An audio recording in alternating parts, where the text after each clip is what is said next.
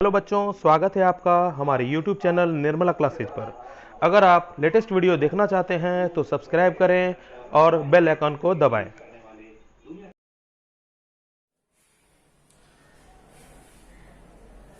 Good morning बच्चों। Class 10 chemistry के first chapter chemical reaction and equation के second class में हम लोग आज फिर से पढ़ते हैं। आज से हम लोग कुछ इक्वेशन को बैलेंस के बारे में भी पढ़ेंगे। इससे पहले हम लोगों ने बेसिक आधार पर केमिकल रिएक्शन किसे कहते हैं, केमिकल इक्वेशन किसे कहते हैं, रिएक्टेंट प्रोडक्ट किसे कहते हैं, इसके बारे में हम लोगों ने थोड़ा बहुत समझा है। अगर आज तुम लोग केमिस्ट्री के फर्स्ट डे आए हो, इससे पहले वाले वीडियो को जरूर देख लो और इस चैनल को अभी तक तुम लोगों ने सब्सक्राइब नहीं किया है तो चैनल को सब्सक्राइब कर लो, क्योंकि यहां पे तुम्हें सीबीएसई बिहार बोर्ड के क्लास 9 से 12 के सारे वीडियो मिल जाएंगे और तुम लोगों ने अगर सब्सक्राइब कर लिया है तो तुम्हें सबसे पहले नोटिफिकेशन मिलेगा। और अपने फ्रेंड को भी बता दो, क्योंकि मैं तुम्हारे लैंग्वेज में, तुम्हारे समझने के सरल भाषा में बताऊंगा और जो भी डाउट्स होगा उसे मैं पर्सनली हैंडल करूंगा। और उसके लिए मैंने नंबर भी बताया था और मैं आज भी बता रहा हूं कि इस नंबर पे तुम कांटेक्ट करके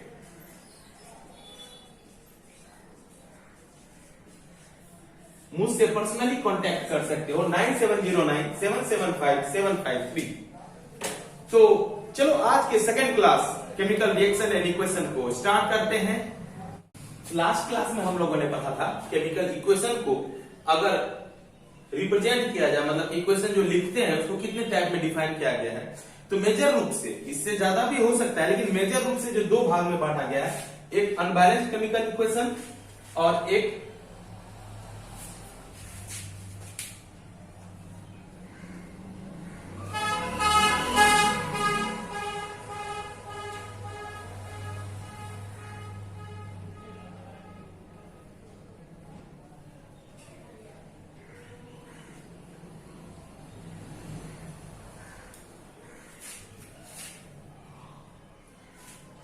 इससे पहले वाली क्लास में हम लोगों ने पढ़ा था कि केमिकल इक्वेशन को मेजर रूप से दो पार्ट में बांटा गया है। एक को कहा गया है अनबैलेंस्ड केमिकल इक्वेशन और दूसरे को कहा गया है बैलेंस केमिकल इक्वेशन। इससे ज्यादा भी है, लेकिन हम लोगों को केवल दो टाइप के पढ़ने हैं कि अगर कोई इक्वेशन लिखा गया है वो या तो अनबैलेंस्ड होगा या तो बैलेंस्ड होगा। तो अनबैलेंस्ड इक्वेशन को एस्केलेटल भी बोला जाता है। तो अनबैलेंस्ड इक्वेशन होता क्या है, कहने के लिए कहते हैं the number of atom of different element is equal not equal to the two sides of the equation is called the unbalanced या एस्केलेटल। के लिए कि कोई भी इक्वेशन में दो पार्ट होता है, एरो से लेफ्ट साइड उसको रिएक्टेंट बोलते हैं और एरो के राइट साइड उसको प्रोडक्ट कहते हैं। तो लेफ्ट साइड में जो एलिमेंट्स या कंपाउंड जो लिखा हुआ होता है उसके जो नंबर ऑफ एटम्स हैं वह अनइक्वल होते हैं राइट हैंड साइड के प्रोडक्ट में मौजूद एलिमेंट या कंपाउंड के। तो वही मैंने यहां पे लिखा है। अगर ऐसा नहीं होता है, अगर ऐसा सिचुएशन हो जाए कि कोई इक्वेशन के दोनों साइड जो प्रेजेंट एलिमेंट हैं तो और उस प्रेजेंट एलिमेंट में जो नंबर ऑफ एटम्स प्रेजेंट हैं वो दोनों साइड इक्वल हैं, तो वो क्या कहलाएंगे, balance chemical equation. Balance chemical equation किसको कहते हैं, it is the chemical equation in which the number of atoms of each element are equal on both side of the equation. यानी दोनों और जो इक्वेशन होता है उसमें जो एटम की संख्या होगी वह इक्वल होगी। तो ये कैसे बनाया जाता है, मेजर रूप से यही हम लोग को आज पढ़ना है। यानी कि अनबैलेंस इक्वेशन को बैलेंस कैसे बनाया जाए, इसका क्या कोई मेथड है? हाँ, बहुत सारा मेथड्स है, जैसे कि heat and trial methods, oxidation numbers method, ion electron method, partial equation method and algebraic method. But हम लोगों को केवल अभी के तौर पे क्लास 10 के अकॉर्डिंग केवल हीट एंड ट्रायल मेथड के बारे में पढ़ना है। अगर हम बात करें कोई अनबैलेंस इक्वेशन को लेते हैं तो Fe plus H2O arrow Fe3O4 plus H2, इसको मैंने पहले भी बताया है कि ये क्या है, रिएक्टेंट, ये क्या है, प्रोडक्ट। अब याद रखना प्रोडक्ट किधर होता है, जिधर एरो में हेड होता है, इसको बोलते हैं हेड, और ये है टेल,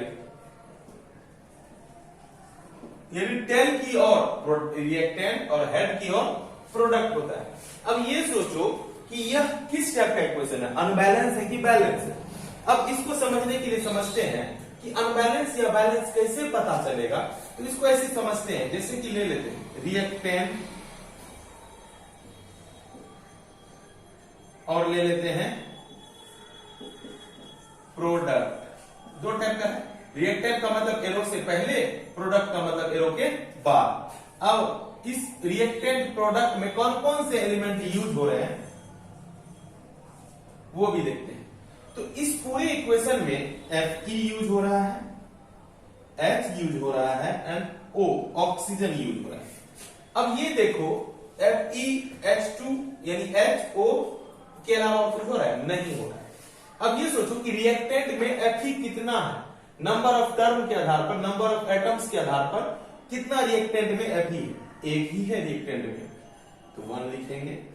H रिएक्टेंट में कितना है, 2, यहां 2 लिखा हुआ है, 2। O कितना है, 1, यानी कि रिएक्टेंट में Fe 1, H 2, O 1। Fe का मतलब आयरन, हाइड्रोजन एंड ऑक्सीजन। अब प्रोडक्ट में देखते हैं कितना है, प्रोडक्ट में Fe 3 है, ऑक्सीजन 4 है, तो इसके सामने मत लिख देना, ये भी देखना है कि कौन एलिमेंट का कितना है। तो यहां पर जो लिखाएगा H का लिखाएगा ना, ऑक्सीजन का नाम नीचे लिखाएगा तो 4 लिख देते हैं नीचे, क्योंकि ऑक्सीजन 4 है, हाइड्रोजन 2। अब ये देखो क्या ये मैच कर रहा है, मैच कर रहा है, या ये मैच कर रहा है, ये मैच कर रहा है, बट ये दोनों तो मैच नहीं कर रहा है। अगर कोई एक भी एलिमेंट का एटम का नंबर बराबर ना हो तो वो अनबैलेंस या स्केलेटल इक्वेशन कहलाता है। यानी ये इक्वेशन कौन सा कहलाएगा,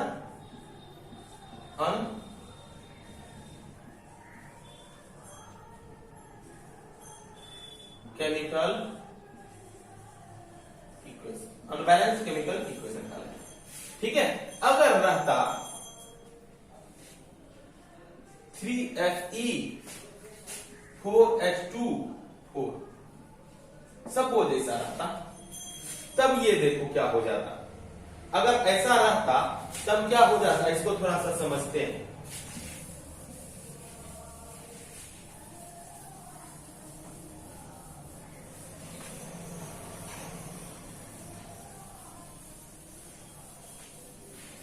अभी मैंने ये बतलाया कि कैसे केमिकल इक्वेशन को बैलेंस और अनबैलेंस देखकर समझेंगे। तो केमिकल अभी जो लिखा हुआ था इसको अनबैलेंस समझ रहे थे, तो मैंने अनबैलेंस समझा क्योंकि यहां पर रिएक्टेंट और प्रोडक्ट में जो नंबर ऑफ एटम प्रेजेंट थे वो अनइक्वल थे। अब एक ऐसा इक्वेशन लेते हैं, इसी में अगर लिखा हुआ रहता 3Fe plus 4H2O arrow Fe3O4 4H2। क्या अब इस इक्वेशन को चेक करो कि क्या है। मैंने बताया कि ये क्या है, रिएक्टेंट, आर से भी स्मॉल में थोड़ा सा लिख देते हैं, प्रोडक्ट को पी से। अब ये सोचो चेक करने के लिए क्या है कि एलिमेंट, रिएक्टेंट, प्रोडक्ट। अभी समझ रहे हैं कि बैलेंस इक्वेशन कैसे है, किसे कहते हैं या अनबैलेंस किसे कहते हैं, उसको इक्वेशन देखकर कैसे समझेंगे, उसके आधार पर मैंने ये बतलाया कि अनबैलेंस कैसा दिखता है। अब बैलेंस सोच लो तो नंबर ऑफ किस किस टाइप का एलिमेंट्स है उसको लिख रहे हैं FeHO। Fe कितना प्रेजेंट है रिएक्टेंट में, रिएक्टेंट का मतलब R 3, H कितना कहेंगे 4 है सर, नहीं ये H जोड़ा में, H2 का मतलब 2H है। H2 को क्या समझते हैं, H2 का मतलब समझते हैं H एंड H यानी 2H, और ऐसा ऐसा 4 पीस कितना हो गया H H H H H H, कितना H हो गया बताओ, यानी 4 2 Z, ऐसे समझो 2 3 4 5 6 7 8, यानी 8 H कितना हो जाएगा 8, और कभी भी याद रखना, कोई भी मॉलिक्यूल, कंपाउंड या अगर कोई फॉर्मूला है, अगर बाहर में कोई भी डिजिट से गुना किया जाता है तो पूरे फॉर्मूले में गुना होगा। जैसे कि मान लो चलो H2SO4 है, अगर 5 से गुना किए तो 5 का टर्म इसमें भी गुना होगा। जैसे H हो गया 10, S हो गया 5 और ये O हो गया 5 4 जा 20। तो अब उसके आधार पर ही मैं ये बोल रहा हूं कि अब ऑक्सीजन कितना होगा 4, क्योंकि एक बार ये 4 हो गया 4। अब इधर चलते हैं प्रोडक्ट में, Fe कितना है 3, ऑक्सीजन 4, कहां लिखेंगे ये यहां इसके सामने 4 और हाइड्रोजन 4 दूनी 8। अब मैच करो बच्चा, क्या सभी इक्वल हैं? हाँ सर, अगर इक्वल रहा तो वो क्या कहलाएगा? Balance chemical equation. वो क्या कहलाएगा? यानी यहां पर जो इक्वेशन है ये किस टाइप का है? Balance chemical equation. ठीक है, ये हुआ तुम्हारा केमिकल इक्वेशन समझने के लिए कि किसको बैलेंस्ड बोलेंगे और किसको अनबैलेंस्ड बोलेंगे।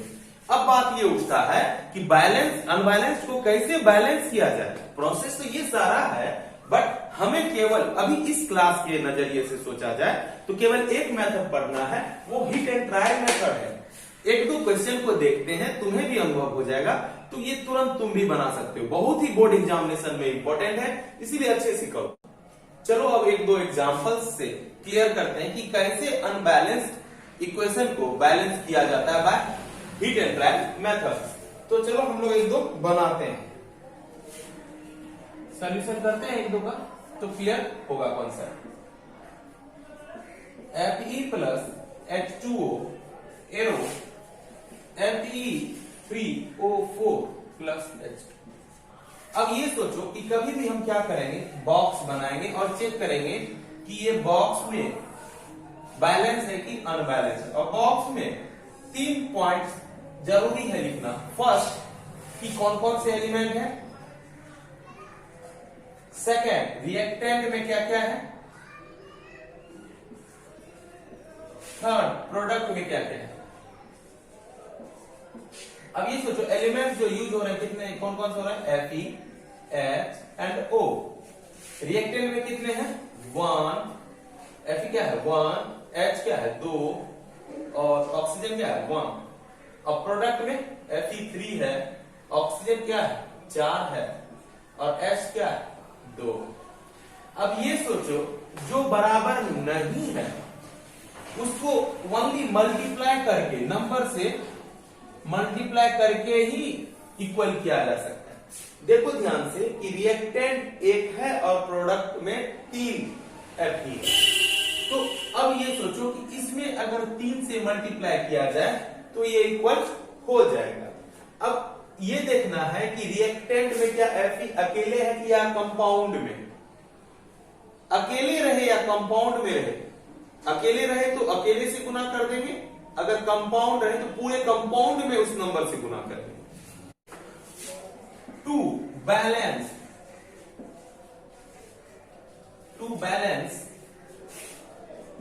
Fe एटम मल्टीप्लाई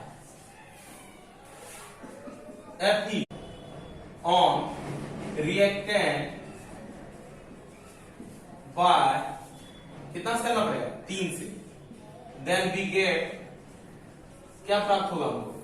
अब ये सोचो, यहां पर एक बात जानो, ये जो रिएक्टेंट लिखे हैं यहां पर LHS भी लिख सकते हैं। क्यों? ये इसके पीछे तो LHS हो गया, समझने के लिए बोल रहा हूं। LHS भी बहुत जगह लिखा जाता है और इसको प्रोडक्ट को RHS भी लिखा जाता है। अगर आपकी मर्जी है कि आप क्या लिख रहे हैं वो आप पर डिपेंड करता है। लेकिन ये सोच लेना कि जब हम कुछ भी चेंजिंग करते हैं उसको लिख देगा तो ज्यादा अच्छा है।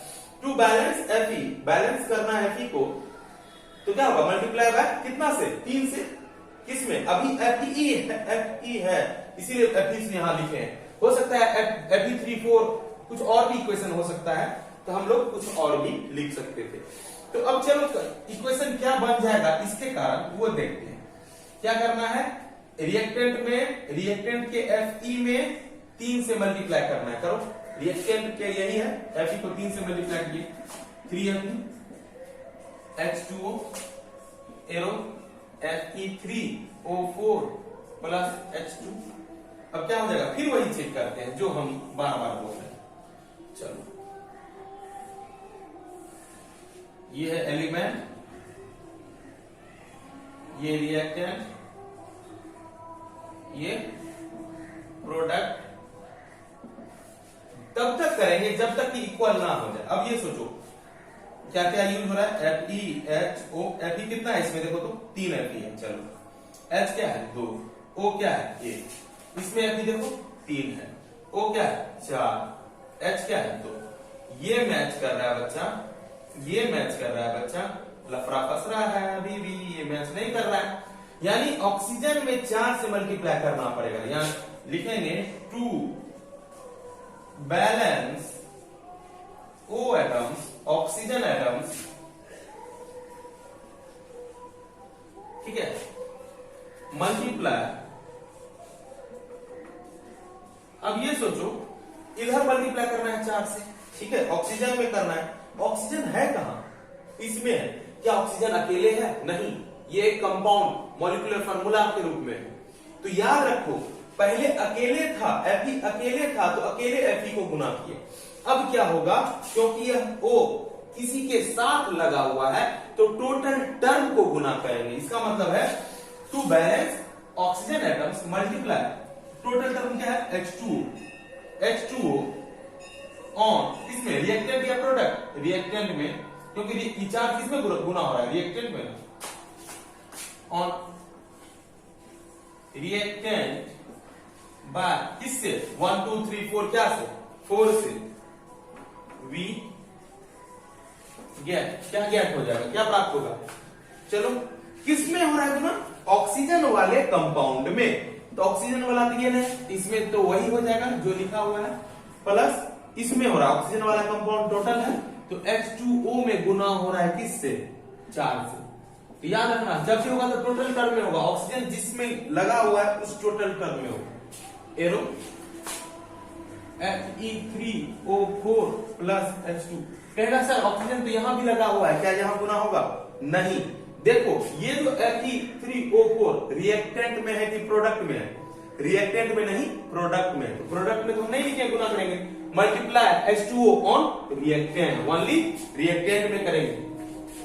अब क्या हो जाएगा, फिर देखो लॉजिकली फिर चेक करते हैं कि मेरा बैलेंस हुआ कि अभी अनबैलेंस ही है।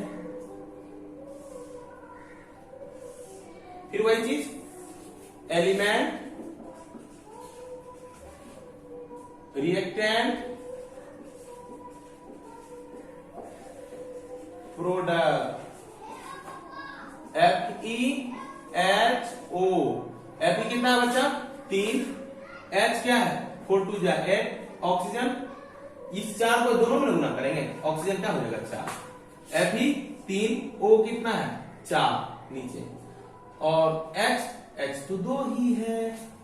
अभी भी बैलेंस नहीं हुआ सर, आपका जो बदलने का तरीका था ना सर, कहीं चेंज हो गया कहीं बदल गया। पहले से जो ये मैच कर रहा था, देखिए बीच वाला टर्म मैच कर रहा था, वही गड़बड़ हो गया। और पहले वाला और जो जो गड़बड़ था, जो जो अलग अलग वैल्यू था वो मैच कर गया। अब क्या करिएगा सर, अब ये देखो कहीं सर इसको 4 से डिवाइड कर दें, नहीं, ऐसा नहीं है कि हर वक्त रिएक्टेंट को ही करेंगे, हमेशा मल्टीप्लाई करना है, चाहे वो रिएक्टेंट में हो या प्रोडक्ट में हो।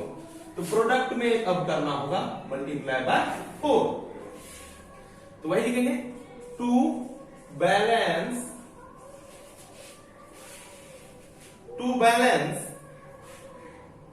हाइड्रोजन एटम H2 है, H नहीं है केवल H2 है यहां, H2 atom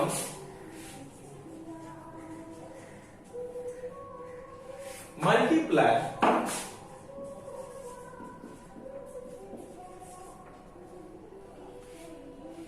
H2 on multiply H2 on product not reactant. H2 on किसमें, हाइड्रोजन किसमें करेंगे, हाइड्रोजन अभी प्रोडक्ट में, पहले रिएक्टेंट में होता था, इस बार प्रोडक्ट में, ऑन प्रोडक्ट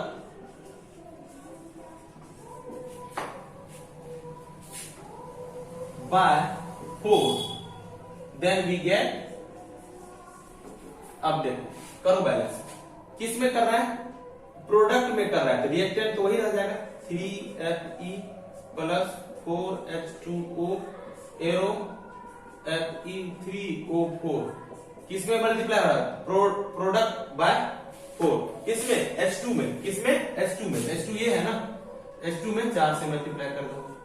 अब बताओ क्या हो जाएगा,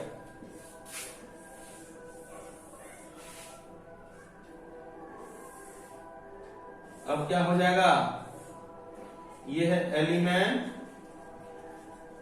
ये हो जाएगा रिएक्टेंट, ये हो जाएगा प्रोडक्ट। अब Fe कितना है, Fe 3 है, H4 जा 8, ऑक्सीजन 4 है। अब यहां देखो Fe कितना है 3, ऑक्सीजन कितना है 4, और 4 दूनी 8, 4 जा 8। अब देखो ये बैलेंस है, बैलेंस का निशानी है कि रिएक्टेंट और प्रोडक्ट में जो नंबर ऑफ एटम प्रेजेंट होगा वो इक्वल होगा। So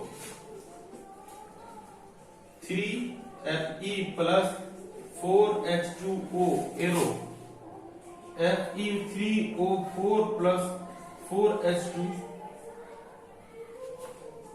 is balanced.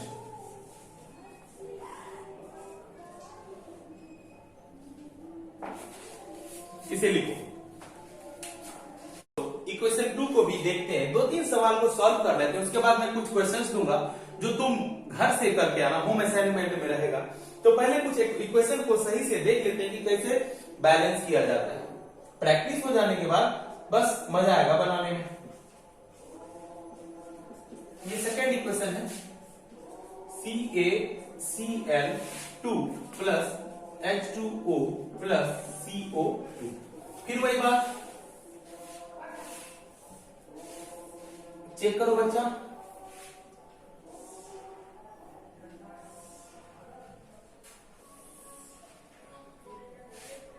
ये क्या हो जाएगा, एलिमेंट, रिएक्टेंट लिखो या LHS लिखो। अभी इस बार LHS लेते हैं, एरो के पीछे LHS, एरो के बाद RHS।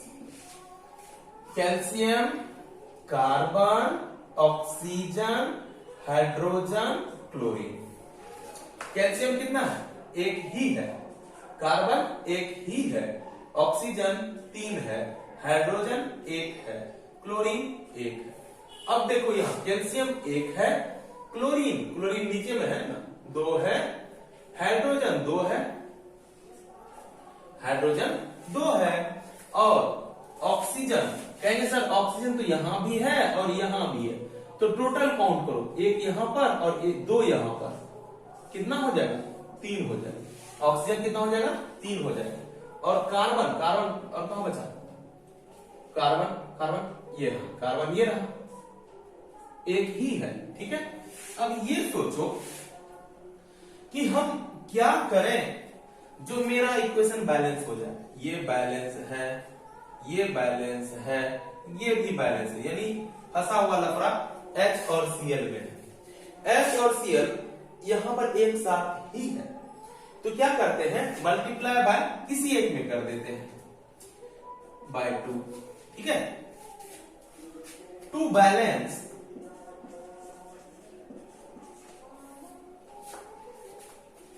Hydrogen atoms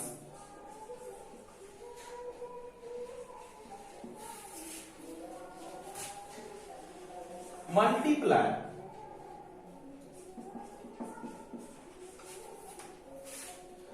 HCl on, इसमें हाइड्रोजन एटम कहां है, HCl है, HCl के रूप में हाइड्रोजन भी है और क्लोरीन भी है, तो HCl में मल्टीप्लाई करेंगे तो हाइड्रोजन में अपने आप मल्टीप्लाई हो जाएगा। To balance H atoms multiply HCl on LHS, यहां रिएक्टेंट भी लिख सकते हैं, बार बार मैंने बोला है LHS बाय कितना से 2 से, देन वी गेट, क्या हो जाएगा, HCl में मल्टीप्लाई करना है, किसमें, LHS में, ये है, इसको तो वही लिखेंगे क्योंकि इसमें मल्टीप्लाई नहीं करना है, HCl में करना है कितना से 2 से arrow CaCl2 plus H2O plus CO2। अब बैलेंस चेक करो।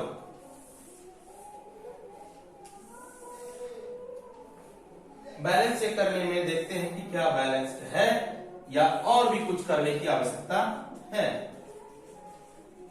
Element LHS RHS।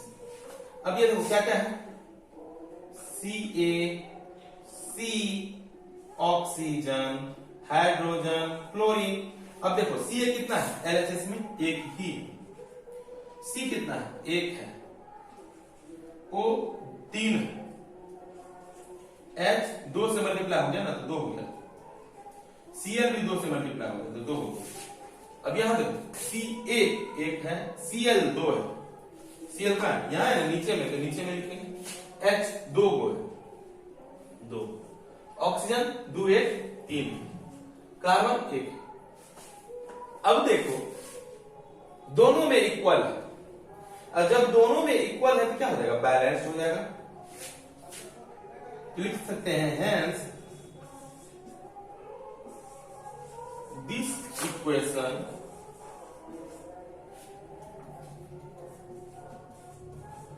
Is balanced.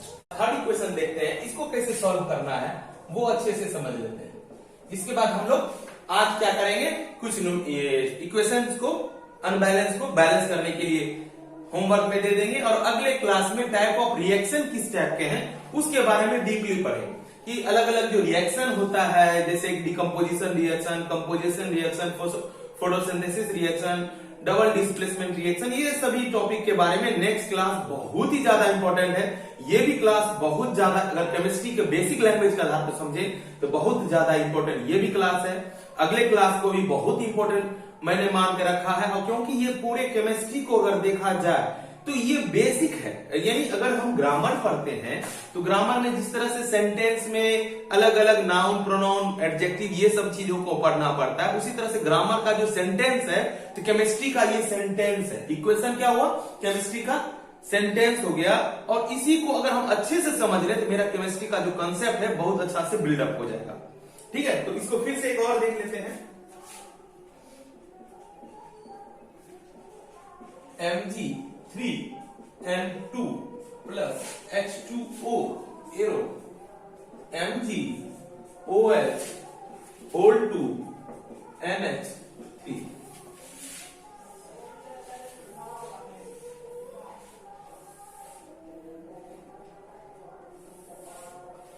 फिर वही आपको जो तरीका है वो अपनाइए। एलिमेंट लिखिए, रिएक्टेंट लिखिए एंड प्रोडक्ट लिखिए। रिएक्टेंट एलिमेंट कौन कौन सा यूज हो रहा है, Mg हो रहा है, नाइट्रोजन हो रहा है, हाइड्रोजन एंड ऑक्सीजन हो रहा है। तो रिएक्टेंट में Mg की संख्या कितनी है 3, नाइट्रोजन 2, H कितना है 2 एंड ऑक्सीजन 1 है। Mg यहां पे देखो क्या है 1 है बच्चा। अब ये देखो ऑक्सीजन 1 है या 2 है, याद रखना, जैसे कि ये होल 2 नीचे में है, या होल 4 है, या होल 5, इसका मतलब हुआ कि अंदर में जो भी टर्म है चाहे OH क्यों ना रहे, इंडिविजुअल उतना से ही मल्टीप्लाई किया जाएगा। जैसे कि अभी 2 है तो O कितना हो जाएगा 2 हो जाएगा, और हाइड्रोजन कितना हो जाएगा 2, हाइड्रोजन 2 यहां पे और 3 यहां पे, कितना हो जाएगा 5। एंड ऑक्सीजन, सॉरी यहां पे तो नाइट्रोजन लिखना था ना, नाइट्रोजन, तो यहां पर नाइट्रोजन की संख्या केवल 1 है और कहीं नहीं है। ऑक्सीजन कितना बोले थे, क्योंकि 2 से मल्टीप्लाई हुआ तो 2 है। अब यहां देखो क्या बैलेंस है और क्या अनबैलेंस है। सबसे पहले Mg भी अनबैलेंस है। Mg को बैलेंस करने के लिए क्या करना पड़ेगा, इसमें मल्टीप्लाई बाय 3 करना पड़ेगा। अगर मल्टीप्लाई बाय 3 करते हैं तो ये सोचो प्रोडक्ट के किस पार्ट में मल्टीप्लाई करना पड़ेगा। प्रोडक्ट तो ये दोनों है, प्रोडक्ट के Mg वाले पार्ट को यानी इसमें, यानी to balance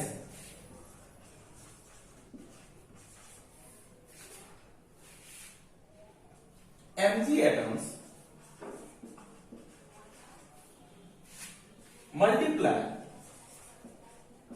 multiply MgOH whole 2 on product by कितना से 3 से, देन वी गेट, क्या हो जाएगा बच्चा, वी गेट, क्योंकि प्रोडक्ट में हो रहा है तो जो भी रिएक्टेंट है उसको छोड़ देंगे, उसको कुछ भी नहीं करेंगे चेंजिंग। MgOH होल 2 इसमें ही करना है कितना से, मल्टीप्लाई बाय 3 प्लस NH3। अब ये देखो कि मेरा क्या हो गया,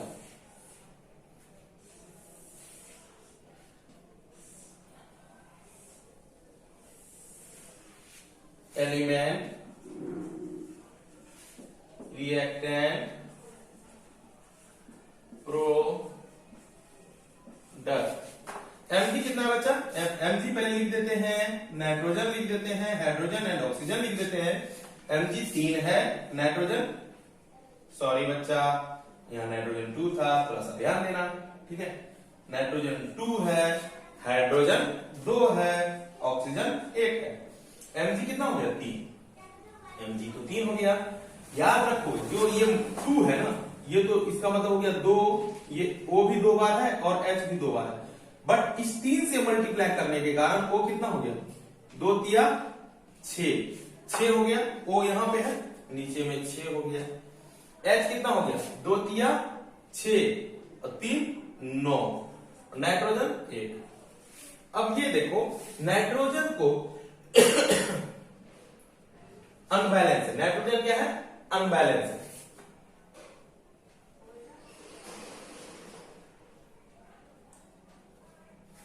क्या करना पड़ेगा, प्रोडक्ट में 2 से मल्टीप्लाई करना पड़ेगा। प्रोडक्ट में 2 से मल्टीप्लाई करने के लिए तो क्या लिखेंगे, to balance nitrogen atoms multiply, nitrogen किसके साथ है बच्चा प्रोडक्ट में, NH3 के साथ, NH3 on product by 2 we get. अब ये सोचो क्या मिलेगा, ठीक है, क्या मिलेगा ये देखना है। Mg3N2 plus H2O arrow 3MgOH whole 2 plus NH3 में कितना गुना कर रहे हैं बच्चा, NH3 में हम गुना कर रहे हैं 2 से।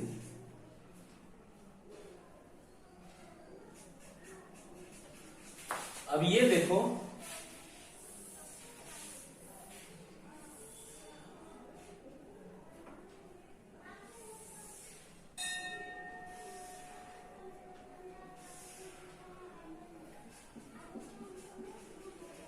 Element, reactant and product. Element में क्या क्या है, Mg, nitrogen, hydrogen, oxygen. Mg क्या हो जाएगा, 3, nitrogen 2, hydrogen 2, oxygen 1।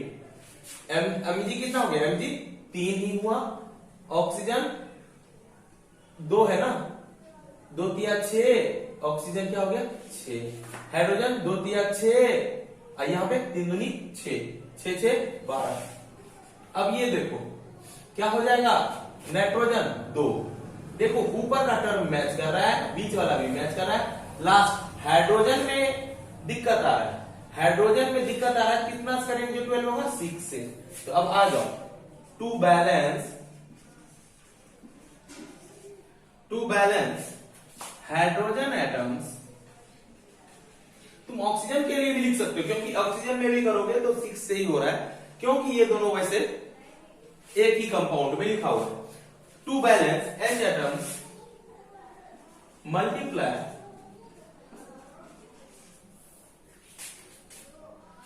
H2O on reactant by कितना से 6, वी गेट क्या प्राप्त होगा Mg3N2 plus 6H2O arrow 3MgOH whole 2 plus 2HNH3। अब ये देखो कि ये बैलेंस है कि अनबैलेंस है, इसको देखने के लिए फिर वही चीज चेक करना है, चेक करेंगे और ये देखेंगे कि जो इक्वेशन है वो बैलेंस हो रहा है कि नहीं हो रहा है। Element, reactant and product. Element क्या है बच्चा?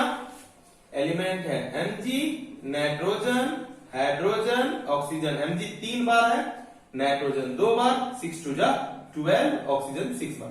क्योंकि ये जो 6 है इस दोनों में गुना होगा। हाइड्रोजन 2 इंटू 6, 6 2 जा 12, ऑक्सीजन 1 टाइम्स है तो 6 1 जा 6। Mg3, ऑक्सीजन 2 है ना, 2 3 जा 6 नीचे में, अब हाइड्रोजन 2 3 जा 6 और 6 12 एंड नाइट्रोजन 2। अब देखो ध्यान से, क्या सभी एलिमेंट जो रिएक्टेंट एंड प्रोडक्ट में मौजूद है वो इक्वल है या अनइक्वल है? इक्वल है। जब इक्वल हो गया तो लिखेंगे hence this equation is balanced. तो हम लोगों ने आज देखा कि अनबैलेंस को बैलेंस किस प्रकार किया जाता है। तो आगे के क्लास में हम लोग डिफरेंट टाइप ऑफ रिएक्शन के बारे में पढ़ेंगे। अभी हम लोगों का जो बेसिक कॉन्सेप्ट है वो बिल्डअप हो रहा है। तो अगले क्लास में फिर से मिलते हैं, तब तक के लिए take care and good bye.